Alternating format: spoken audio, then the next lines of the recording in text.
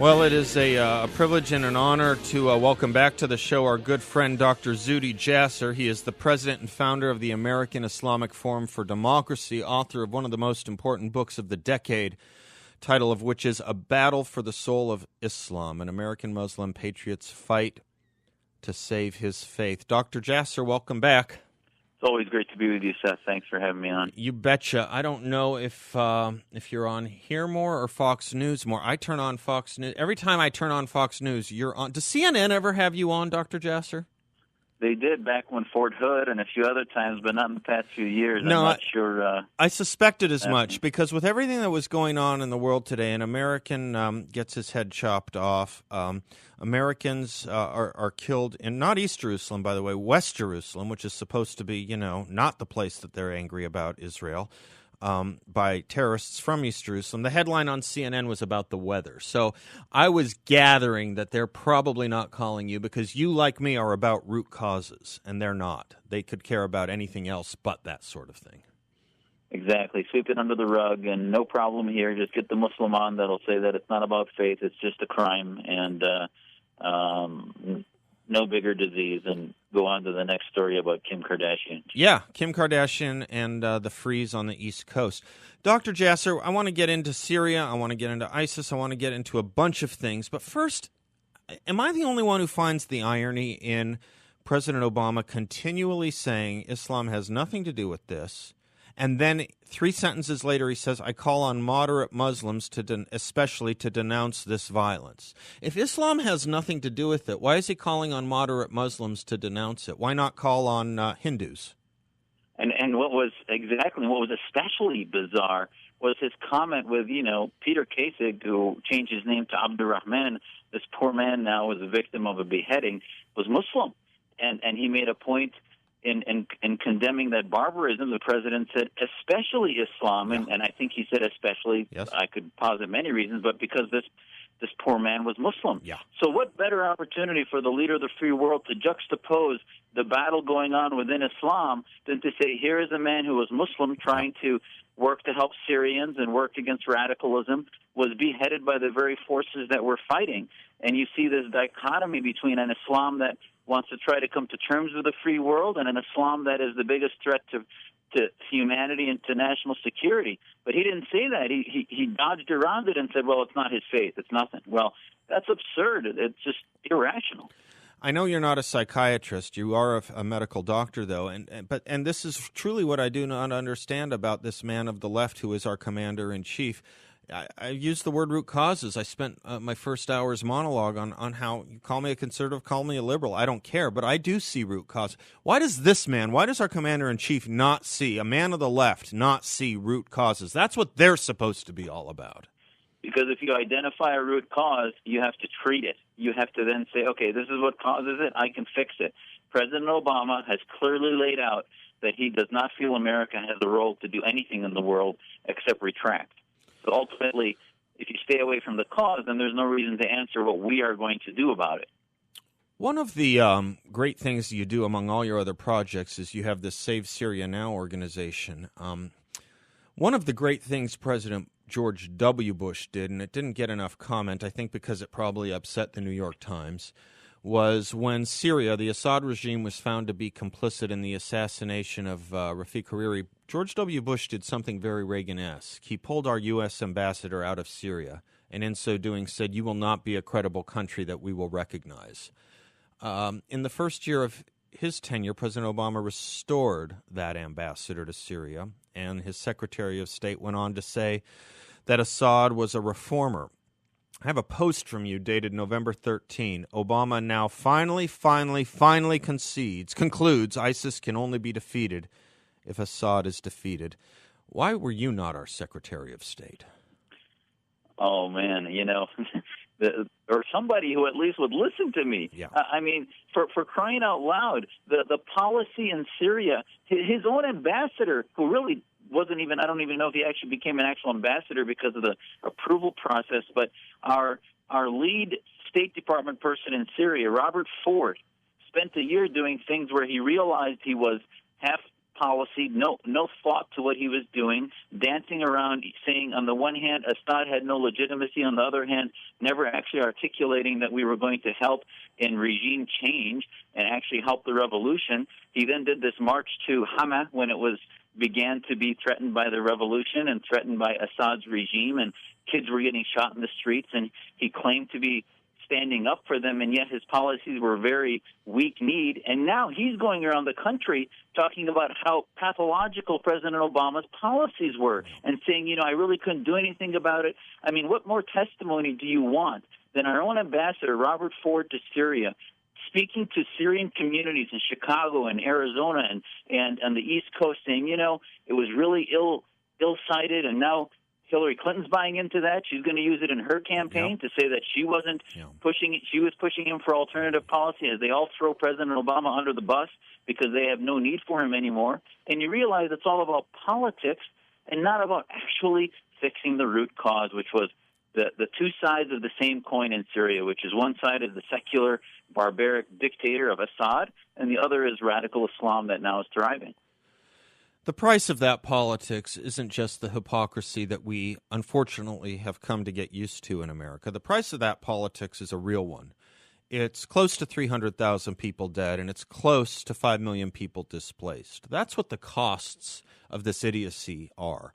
And, someday, some way, I wonder, Robert McNamara did a mea culpa a few years back, many years after he left LBJ's office, right? Just maybe 15 years ago.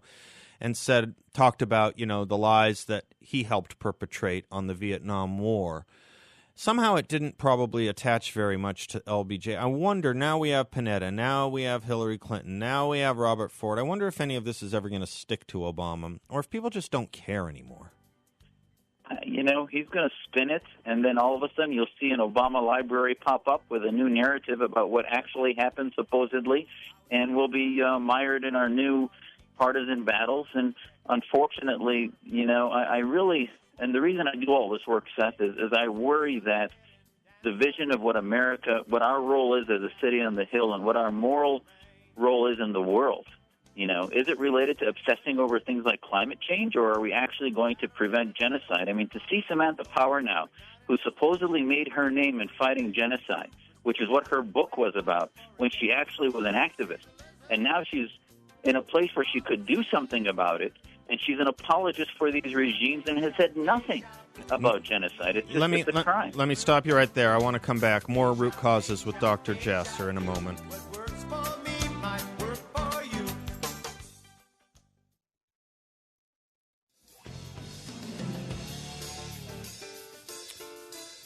He is the president and founder of the American Islamic Forum for Democracy. He is the author of a very important book called A Battle for the Soul of Islam, an American Muslim patriot's fight to save his faith. I hope it's not lost on you that his two biggest projects outside of his medical practice use the word America and American in them. It's because that's where he lives. It's because that's what he loves. It's also because it's not just his country, as Abraham Lincoln said of Henry Clay. He loves it because he sees in his country the flourishing of freedom that is available to everyone and not so much everywhere else. Dr. Jasser, I want to thank you for all the work you do and for reminding us in the language that you used in the last segment of the America that used to understand these things and see these things and wasn't afraid to address them or confront them.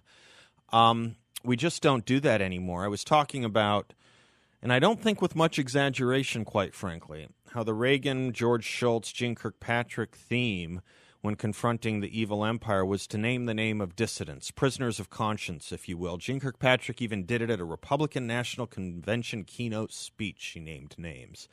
Never heard that from President Obama. Never hear about the ISIS captives from him until their heads are chopped off. And it seems to me the only prisoners he really does care about are those at Guantanamo Bay. And I really say that with no exaggeration. And they ain't prisoners of conscience. He's making deals now. We're on the verge of making Neville Chamberlain look like a hawk with the deal we're going to make with the Iranians on supposedly November 23rd or 24th. I mean, it's absurd what we're walking into for a short-term fix, and I can't figure out what he feels his legacy is. The Obama doctrine is just a mess. There is no doctrine. It's Darwin theory, really, to allow the most evil to win. And, again, I think the best metaphor of the failure of the Obama administration is Samantha Power, an activist who, regardless of which side of the aisle you're on, was dedicated to fighting genocide in Sudan and elsewhere. And now, when she's working with this administration, has done absolutely nothing to counter genocide in Syria or elsewhere, and has become part of the political, background that nobody really knows what she's doing. And we're letting the OIC countries run roughshod in the UN without any checks. And America really has no vision. And our legacy, as far as this administration is concerned, is to basically do nothing and sit on our hands and play golf. Dr. Jasser, let's talk about Iran a little bit more for a second, because it has been my belief for many years now that while it may or may not be foolhardy to strike Iran, if we want to strike Iran, let's take out the Assad regime. That is the point of their spear, and it's something we could do. Is that not right? This is the same metaphor as Vietnam and the Soviets. The issue with any of these imperialistic powers is to hit them when they think they're going to spread without having to go to full war with them in their homeland. And Syria was what we were saying, that it was being annexed. It became a client state. When I testified to Congress in 2011, I said not only will the Syrian population be radicalized, there was no al-Qaeda there or any of that at the time. I said Iran has already moved in, and they will send troops to keep Assad in power, as will Russia, because they believe in strong states. Both of those powers now are believe that it's still Cold War 2.0, like it was in the 20th century, and they really have no interest in being concerned at all about what America is doing, because we've told them. We keep drawing lines about chemical weapons. Assad supposedly now reports are from Amnesty International that there were 20 episodes of chlorine gas being used in the last 30 to 60 days. That's a war crime. That's a war crime. It's absurd. That is a war crime. There is no other way around it except that regime is a war crime, and we will do nothing about it except coddle it and say nice things about it. To our allies, we're just a little bit tougher, aren't we? We can say bad things about and to leaders of states from whether it be Israel, whether it be Poland, whether it be the Czech Republic, to Russia, to China, to Syria, to Iran. We'll coddle and send private messages of entreaty. Yeah, Seth, the letter to Khomeini that President Obama sent. He sent it to make a point that, don't worry, we're not trying to destabilize you in Syria. Right. Imagine, there isn't one Syrian I know that isn't heartbroken over knowing that our president sent such a corrupt letter telling him that we're going to get rid of ISIS, but don't worry, we're not going to offend your interest in Syria, which is really the reason for the genocide. We have a mutual friend who I'm working with a little bit to try and help the Kurds, okay? And because they still fight, and they still believe in America. I have no idea why, I have to tell you. God bless them and God love them, because we have not shown them what they've shown us. They say first God, then America. And, at a certain point, our dumping on and of allies is going to come back to us. When you tell me that your Syrian friends and brethren and people you hear from are dejected over our appeasement of Iran and Syria, I mean, it breaks my heart, because these are people we will need if we are going to defend our country the way it needs to be defended. And we're showing them we're not there for them. And why would they be with us? Why indeed would they be with us? We have sent the message that it is more dangerous to be a friend than an enemy of the United States. And this is why, as we look to the next election, as we look to what the national conversation is, these are only going to get worse. This whack-a-mole program is going to get uncontrollable, from ISIS to Boko Haram to Iran, Hezbollah, etc. And then we're going to need leaders that have a vision, because it's going to come home here. We see Jerusalem's attack that killed 4 Jews in their synagogue, because Qaradawi, over the past few weeks, has been calling for jihad in Israel. These things are all connected. And if we can't have leaders that are ready to call a spade and declare what we are fighting against, the Kurds are our allies, not because they have this great faith in America, but they realize that the only success for them is a secular state because they're Muslims, they're Sunni Muslims, yes. but they're ethnic Kurds who believe in a secular state. Yes. And the only successful secular state in the world have been the West, and that's why they have an endearment for us. Tell me I'm right, or tell me I'm wrong. I said before you joined us, the irony of the war we're in is not only that when we do dispatch our military, have done so over the past 2 decades, it's almost exclusively on behalf of Muslims, but also there is no country in the world where Muslims can practice their faith more freely than America. Still true? It is. It is. I mean, the Muslim world, as it calls itself, is only going to get worse. But I think just like treating cancer, my patients getting chemotherapy only get worse before they ultimately get to a cure. And I think, this is going to be true for quite a while, the Muslim world. And as long as there's some minorities there's hope. The moment there's no minorities left or the sectarian divisions become along country lines instead of within the countries, then we're headed to a clash of civilizations. Our guest has been Dr. Zuhdi Jasser. He is the president and founder of the American Islamic Forum for Democracy. AIFdemocracy.org is his website. He is the author of A Battle for the Soul of Islam, an American Muslim patriot's fight to save his faith. I believe with Aristotle, the best way to teach character is to show character, and you point to people who have it. They've got it. And you say, be like him. I tell people to be like Dr. Jasser. Dr. Jasser, thank you. Anytime, Seth. God bless. Talk to you soon.